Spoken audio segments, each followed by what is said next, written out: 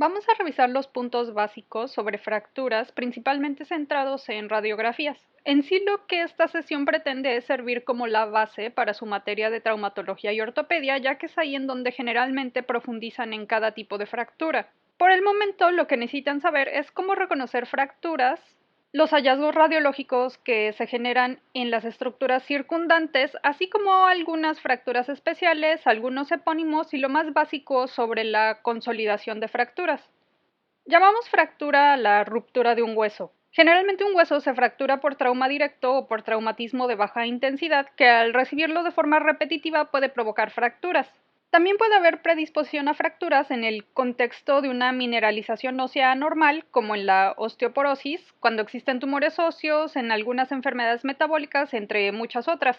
El traumatismo óseo generalmente se presenta como una fuerza externa. Entre las más comunes tenemos a las que pueden provocar tensión, que generarían distracción, fuerzas de compresión, fuerzas de cizallamiento, que son muy comunes en fuerzas de alto impacto cuando se ejercen fuerzas opuestas sobre el mismo hueso. También hay fuerzas de doblamiento y de torsión. Estas fuerzas externas pueden llegar a provocar una ruptura completa de la integridad del hueso. Como tal, aquí el hueso se separa en fragmentos. En pacientes con densidad ósea disminuida o en pacientes que tienen huesos más elásticos o reblandecidos, por ejemplo los pacientes pediátricos, estos pueden sufrir de fracturas incompletas, en donde solo una cortical se fractura, mientras que la cortical opuesta permanece intacta. A veces les llaman fisuras o fisuritas a estas fracturas, pero por muy pequeño que quieran que suene el término, finalmente son fracturas incompletas. Clínicamente, en las fracturas el paciente se presenta con dolor, aumento del volumen, hipersensibilidad a la palpación, posible deformidad y, muy importante, puede haber pérdida de la función. La visualización de una fractura en radiografías inmediatamente después del evento que propició la fuerza externa sobre el hueso requiere de que encontremos la región con pérdida de la continuidad ósea. Para ver una fractura hay que seguir las corticales de todos los huesos que vemos en cada radiografía. El sitio de fractura se caracteriza por tener una discontinuidad abrupta de la cortical, como en este caso que estamos viendo una fractura de tibia. En el segmento fracturado puede existir una angulación o un escalonamiento de la cortical como aquí o aquí, que es bastante discreto, que corresponde a esta fractura del malleolo lateral aquí en el tobillo. Vean cómo realmente aquí en esta proyección anteroposterior no vemos la angulación, pero sí detectamos esta línea radiolúcida. Las fracturas generalmente las observamos como líneas radiolúcidas y las podemos apreciar aquí en estos tres casos. En este caso, aquí en el malleolo medial, aquí en la diáfisis de la fíbula y aquí en la diáfisis tibial. Lo que sucede es que se desplaza y se separa el hueso, provocando una disminución de la densidad porque ya no hay hueso radiopaco en este espacio y por lo tanto observamos una radiolucidez final en el sitio de la fractura. Y siempre recuerden buscar en todos los huesos. Por ejemplo, aquí notamos esta pequeña radiolucidez bastante angular. Si seguimos todas las corticales con cuidado, podemos evitar caer en el error de que cualquier línea radiolúcida corresponde a una fractura. Uno de los simuladores de fracturas más comunes son los pliegues cutáneos que se proyectan en las radiografías dando este aspecto de línea radiolúcida proyectada sobre los huesos. Pero vean cómo realmente las corticales sobre las que se están proyectando estos pliegues están completamente íntegras. Y además vean cómo esta línea radiolúcida supera los bordes de las corticales. Otra línea radiolúcida que puede simular fracturas son los forámenes nutricios en las diáfisis de los huesos largos. En las falanges, a veces los forámenes son una gran causa de confusión, particularmente estos arcos transversos palmares de las arterias digitales. La diferencia con una fractura está en la densidad que tiene el hueso adyacente a la línea radiolúcida. Vean cómo el hueso alrededor de la fractura tiene menor densidad comparado al hueso alrededor de este foramen. Este hueso periforaminal es más denso, más radiopaco, decimos que es escleroso. Aquí vemos una discontinuidad leve de la cortical y por eso sabemos que esta es una fractura. Vemos inclusive un pequeño escalonamiento. En el cráneo del adulto, la esclerosis que forman las suturas pueden servirnos para diferenciar de fracturas. Vean cómo aquí las suturas son más radiopacas, o sea, más esclerosas, mientras que las fracturas son radiolúcidas y sin esclerosis alrededor. Además, pues esta línea es bastante recta y no pertenece a ningún territorio anatómico de alguna sutura conocida. Las fracturas generalmente siguen un trayecto bastante recto o muy angular. Aquí en este hombro podemos ver estas dos líneas y observen cómo el trazo es bastante angular aquí y aquí en los bordes encontramos escalonamiento y discontinuidad de esta cortical. Entonces, ¿esto qué es? Pues ya lo vimos la sesión pasada, que esta es la fisis, las cuales ven cómo tienen un aspecto un poco más ondulante y además tienen aquí esclerosis de los bordes. Además, pues pertenecen a un territorio típico fisiario. No se les vayan a olvidar estos forámenes nutricios en las falanges para no confundirlos con fracturas. La excepción a las líneas radiolúcidas son las fracturas impactadas, las cuales no son infrecuentes aquí en el cuello del fémur. Debido a que aquí, en vez de ocurrir una distracción de fragmentos, puede haber cierto cabalgamiento, como aquí, la densidad de ambos fragmentos incrementa y podemos observar bandas radiopacas, como esta que está señalando aquí. Este tipo de fracturas no desplazadas del cuello del fémur a veces pueden pasar desapercibidas y tristemente a veces son detectadas hasta después, cuando ya hay mucho daño en el hueso como tal. Recuerden seguir todas las corticales y ante el mínimo escalonamiento evalúen esa área y busquen si hay alguna línea radiolúcida o radiopaca que esté en señal de una suma de densidades de fragmentos, como sería esta pequeña sobreposición de fragmentos. Esto pues es una fractura del cuello del fémur. A veces si tenemos un paciente que tiene todo el cuadro clínico de fractura y radiológicamente no identificamos alguna lesión ósea, existen también hallazgos indirectos de fractura que nos pueden ayudar. Estos hallazgos indirectos los encontramos particularmente a nivel de los tejidos blandos. Aquí tenemos dos radiografías de tobillo antero-posterior. Ambos pacientes sufrieron una inversión forzada del pie caminando, ambos con dolor en este momento. De forma extremadamente rápida, podemos saber que este paciente tiene algo más serio, ya que vean este espesor de los tejidos blandos comparado con este. Este paciente tiene una radiografía normal, mientras que en este paciente solo hace falta identificar la lesión. En un acercamiento, observen cómo aquí vemos este fragmento óseo avulsionado del malleolo lateral. Este paciente pues tiene una fractura, es por eso que estamos observando todo este edema sobre la región malleolar. En unos momentos vamos a ver qué es esto que estamos viendo aquí, que es un hueso que a veces nos puede simular fractura. En estas radiografías anteroposterior y lateral de rodilla, identificamos aquí este pequeño fragmento que es una avulsión de la meseta tibial lateral. Esto de aquí es la apófisis o núcleo de crecimiento del tubérculo tibial, completamente normal en un adolescente. A pesar de que la fractura aquí es un fragmento relativamente menor, hay algo que nos llama mucho la atención en esta radiografía. Este paciente tiene un derrame articular masivo de rodilla que hay que aprender a ver. Recuerden que la densidad de líquido o agua en las radiografías es relativamente blanca o radiopaca. Todo lo que estamos viendo aquí es el derrame. Básicamente todo eso. Compárenlo aquí con una radiografía normal. Vamos a quitar estas líneas y vean cómo aquí este espacio suprapatelar e infrapatelar tiene densidad de agua a diferencia de la densidad grasa que hay en estos espacios en un paciente normal. En este espacio hay un cojinete graso que conocemos como grasa de Hoffa que ante lesiones pues puede aumentar de densidad comparado con este de aquí que es normal. Si vemos un derrame articular posterior al trauma, hay que revisar minuciosamente todas las corticales en búsqueda de fracturas. Esto de aquí, pues creo que ya sabemos que es la fisis, entonces pues no hay problema, solo tenemos esta fractura. Entonces recuerden que los derrames tienen densidad de líquido, o sea, son relativamente radioopacos. En el tobillo, en las radiografías laterales, es en donde podemos encontrar el receso anterior con derrame. El derrame puede significar patologías inflamatorias sinoviales, pero ante el contexto del trauma nos debe hacer pensar en daño significativo de ligamentos, como en esguinces de alto grado o fracturas ocultas. En este caso, este paciente corresponde a un esguince de alto grado. Estos pequeños fragmentos de aquí son sesamoideos que en un momento revisaremos. Vean cómo de forma normal solo tenemos grasa en este receso anterior, pero en pacientes con daño estructural, pues sí podemos llegar a ver aquí este pequeño derrame.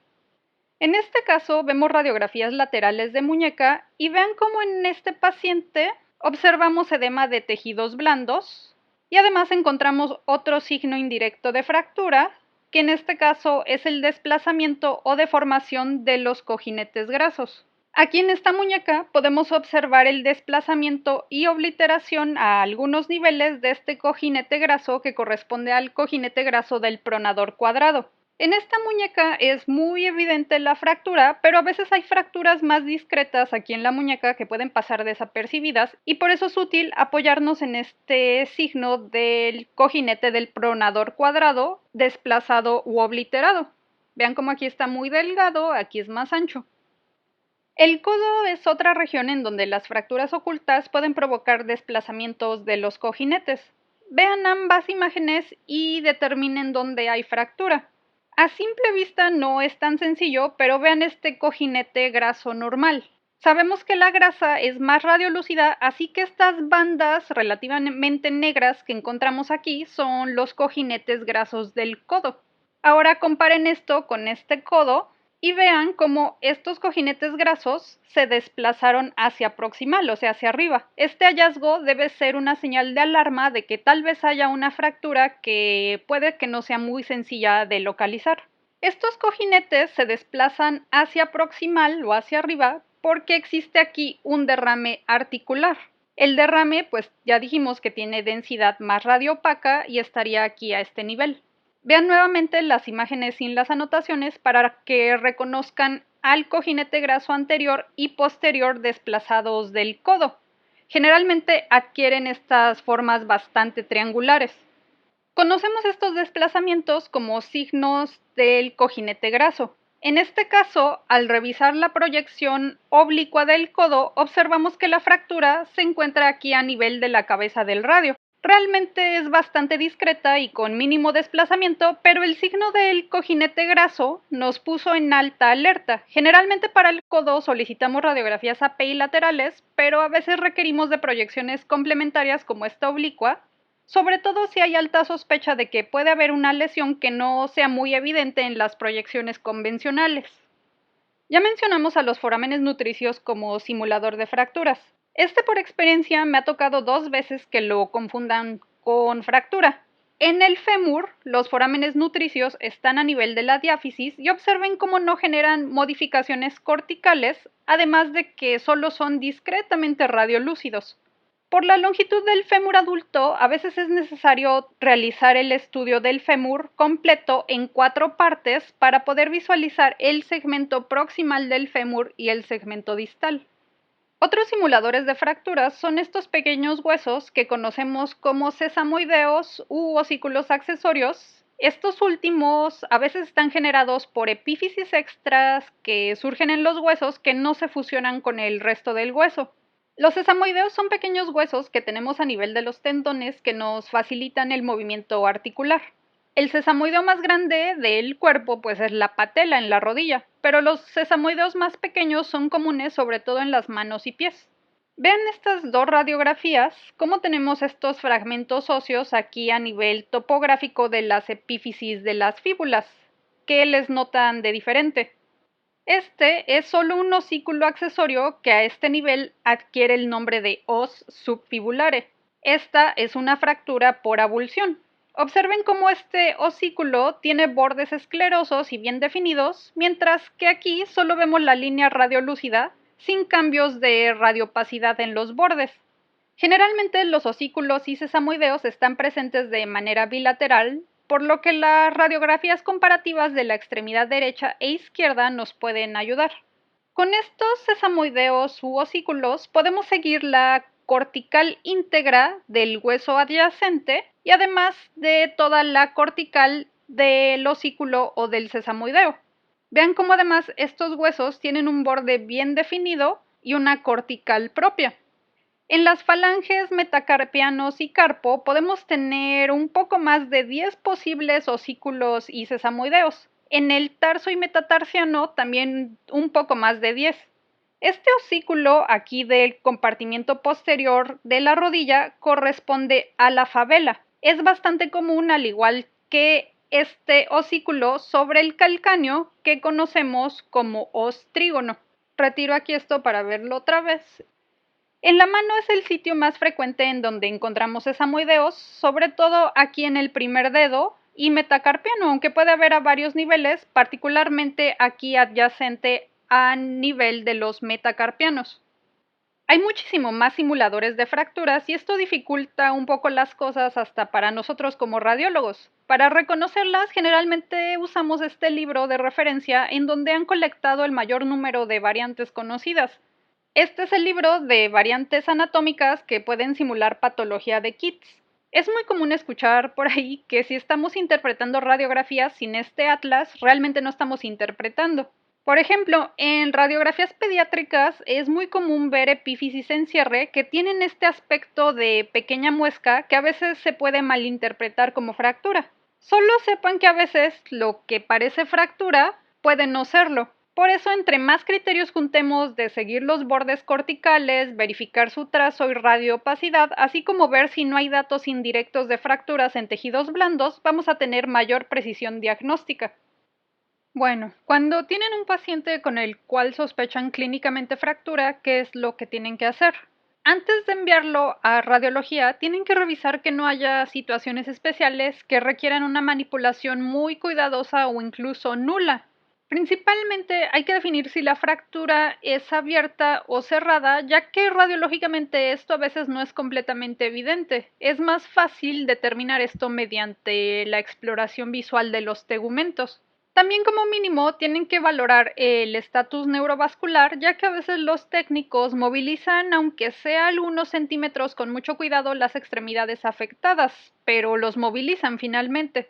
Siempre verifiquen que no haya alteraciones vasculares como isquemia mediante la revisión del llenado capilar, temperatura y aspecto de la extremidad. A veces las fracturas pueden provocar laceraciones o compresiones de las arterias principales, como las fracturas supracondíleas desplazadas en el codo que pueden comprimir a la arteria braquial.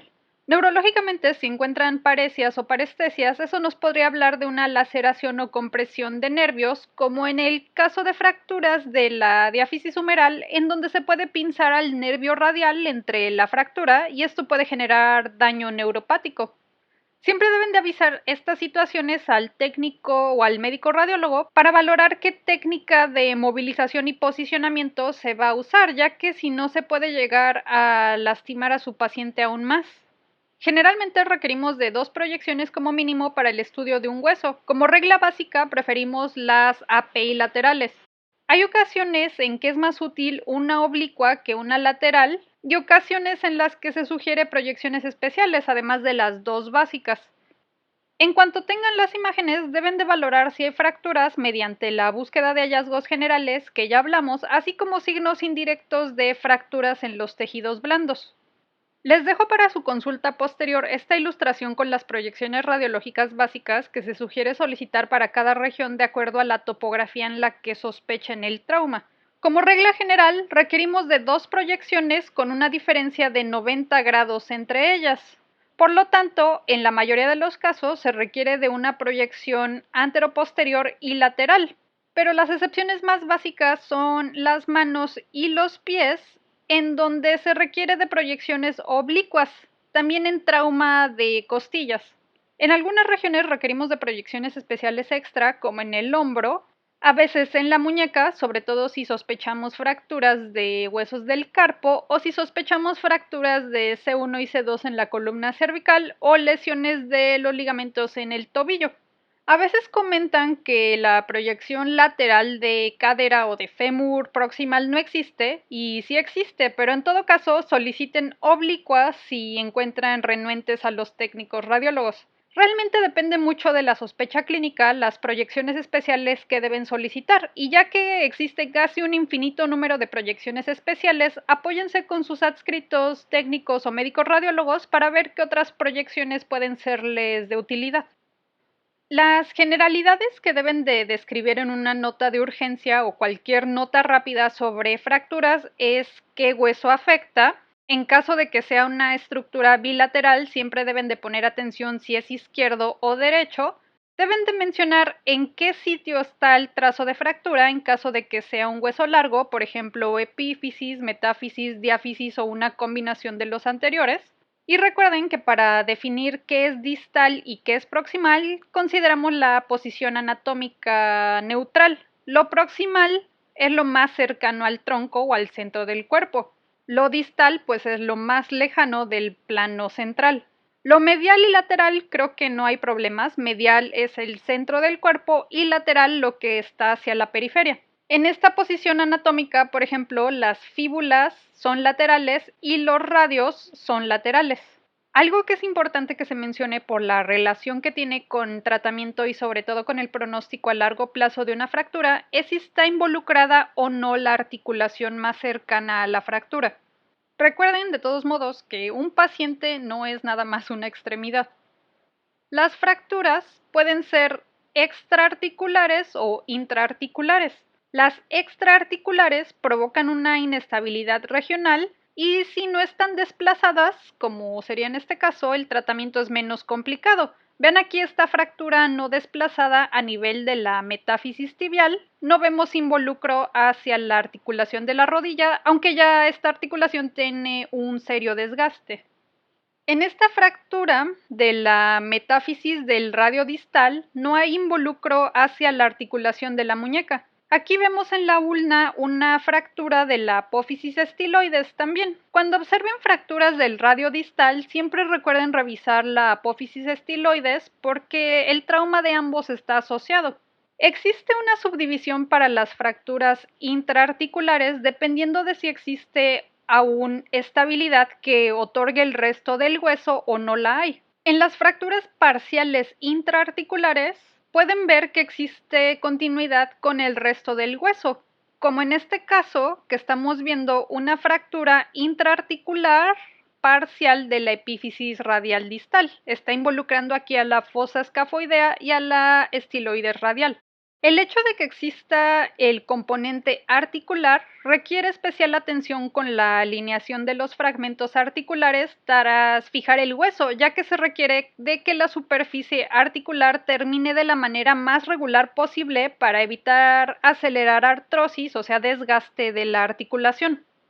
En las fracturas completas intraarticulares, observen cómo deja de existir estabilidad tanto en plano vertical como en plano horizontal. Aquí vemos esta fractura de la meseta tibial que involucra la epífisis, metáfisis y existe una disociación completa con la metáfisis, que sería este trazo, además del involucro intraarticular.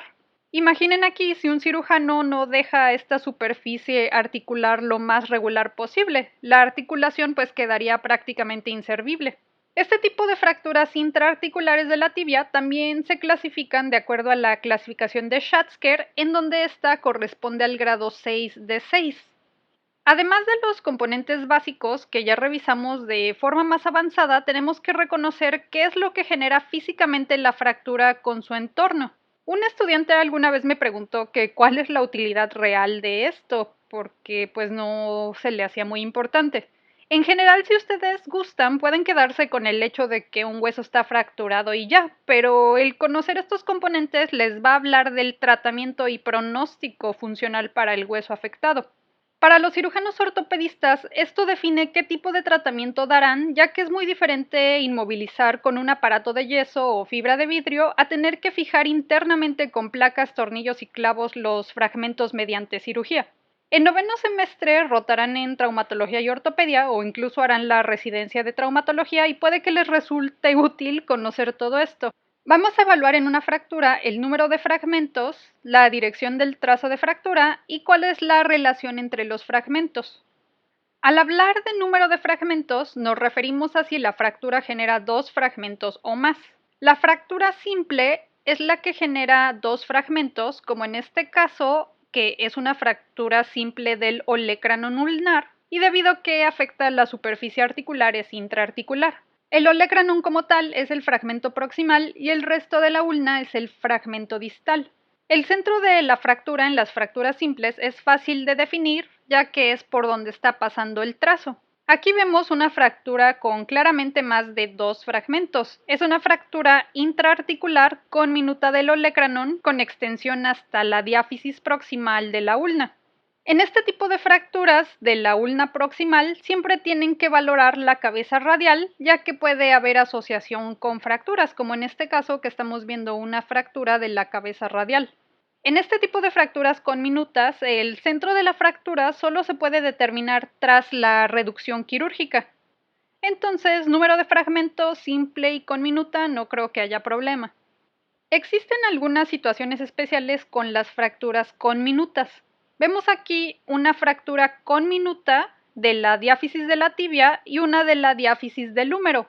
Ambas generan aquí tres fragmentos. Esta es una fractura con minuta segmentaria en donde ambos trazos aíslan a un fragmento que generalmente es la diáfisis de huesos largos. La fractura en alas de mariposa o en cuña tiene un fragmento central que es triangular. Generalmente el centro de la fractura es la que tiene la base más amplia que correspondería a este trazo de aquí. La dirección del trazo de fractura es fácilmente determinable en las fracturas simples. Puede ser transversa cuando tiene un eje perpendicular al hueso. Generalmente este trazo es producto de una fuerza externa aplicada de manera perpendicular al eje largo del hueso, este sería el eje largo. Esta es una fractura transversa de la diáfisis de la tibia. Los trazos oblicuos tienen esta morfología diagonal o inclinada, que significan que hubo una fuerza externa que se aplicó sobre el mismo eje del hueso. Esta es una fractura oblicua de la diáfisis distal de la ulna.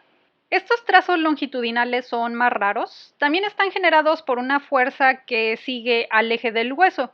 Tengan en mente de que existen, pero son bastante raros. Las fracturas espiroideas tienen un mecanismo de rotación o torsión, sobre todo cuando la porción distal de la extremidad queda fija en el piso o donde sea, mientras que rota todo el segmento proximal del cuerpo. Imaginen que queda atrapado todo el segmento distal de la pierna, por ejemplo en un agujero o entre jugadores de fútbol soccer, mientras rota el resto del cuerpo. Esta fuerza de rotación genera este trazo en donde estos fragmentos, por tener esta composición tan puntiaguda, pueden incluso causar daños externos a los tejidos blandos, incluso lacerar por completo todos los tejidos blandos generando una fractura abierta. Entonces digamos que este fragmento podría lacerar hasta llegar hasta la superficie. Esta pues es una fractura espiroidea de la diáfisis del fémur. Para determinar la relación entre fragmentos, consideramos que tenemos fragmentos distales y proximales. Los fragmentos distales son los más alejados del cuerpo y esos son los que tomamos en cuenta para definir la relación, siempre los distales. Puede existir un desplazamiento de los fragmentos hacia adelante o atrás, o ventral y dorsal, así como desplazamientos laterales. Si se desplaza al centro del cuerpo es medial y si se desplaza hacia afuera son laterales. Vamos a ver esta fractura espiroidea de la diáfisis del fémur. Dijimos que hay que fijarnos en el fragmento distal. En las proyecciones laterales podemos ver fácilmente el desplazamiento antero-posterior. Esta fractura está completamente desplazada hacia posterior. En este caso, si tuviera un desplazamiento posterior del 50%, veríamos este fragmento distal desplazado solo el 50% hacia posterior, esto respecto a la anchura de la diáfisis. Un desplazamiento posterior del 25% correspondería a un cuarto de la anchura de la diáfisis. Entonces, la relación es de acuerdo a la anchura de la diáfisis. En este caso, está 100% desplazada hacia dorsal o posterior, completamente posterior. En las proyecciones anteroposteriores vemos el desplazamiento lateral. Aquí por la fíbula, que más o menos se ve ahí, definimos que esto es lateral y aquí con la tibia, pues definimos que esto es medial. Entonces vemos que el fragmento distal está desplazado hacia lateral prácticamente 95%. Esto respecto a la anchura de la diáfisis. Si este fragmento estuviera hacia acá, sería un desplazamiento medial. Aquí vemos una fractura simple con trazo oblicuo de la diáfisis de la ulna y una fractura multifragmentada en la diáfisis del radio. En esta proyección lateral, esto corresponde a dorsal y esto ventral, y vemos que ambas diáfisis tienen un desplazamiento anterior o ventral del 100% respecto a la anchura de ambas diáfisis. Este es el fragmento distal, ya que aquí vemos los huesos de la muñeca, mientras que hacia acá pues está el codo. En la proyección AP realmente vemos que el radio no parece estar desplazado en plano lateral en esta radiografía en particular, pero la ulna tiene un desplazamiento hacia dónde. En posición anatómica, el radio es lateral o externo y la ulna es medial. Aquí la ulna está desplazada 100% hacia lateral, o en el caso del antebrazo podemos decir que tiene un desplazamiento hacia radial. Los desplazamientos mediales de los antebrazos también los denominamos desplazamiento hacia ulnar. Cabe mencionar que pues también tenemos fracturas no desplazadas, como estas dos. Por ejemplo, aquí vean que realmente no hay pérdida de la relación entre fragmentos. La angulación nos habla de qué tanto se desvió el fragmento distal del eje que tendría que seguir normalmente el hueso. Para muchos médicos, medir estrictamente la angulación no es de mucha utilidad y adquiere relativamente más importancia posterior a la reducción de la fractura. Lo más utilizado para medirlos, pues son grados. En este caso, vean cómo hay una fractura incompleta con trazo primordialmente oblicuo aquí en la diáfisis distal del radio. Incompleta porque aquí está conservando una cortical. Aquí en la ulna vemos otra fractura incompleta especial que se llama embotón. Vean cómo se está abombando de este lado la cortical, pero vamos a ver este tipo de fracturas con más atención más tarde. Sabemos que se trata de un paciente pediátrico porque las fisis aquí están abiertas. Esta proyección lateral tiene cierto grado de oblicuidad, probablemente porque el dolor del paciente limitó la posibilidad de posicionamiento. Es muy delicado posicionar a los niños con fracturas y probablemente por eso no se logró una lateral perfecta, pero cumplimos con la regla de mínimo 2 proyecciones que realmente pues son diagnósticas. Entonces, medimos en esta proyección anteroposterior, que está correctamente posicionada, la angulación, que es de 25 grados aproximadamente. Recuerden que el fragmento distal es el que dicta la relación entre fragmentos, así que este fragmento distal tiene una angulación de 25 grados hacia lateral o hacia radial, y en esta proyección híbrido de lateral y oblicua vemos también que hay un desplazamiento hacia anterior o hacia la palma o hacia ventral. Lo más fácil es dividir a las fracturas de clavícula por tercios, proximal, medio y distal. Esta es una fractura transversa incompleta del tercio medial de la clavícula. Adoptan esta posición porque ¿quién está traccionando aquí?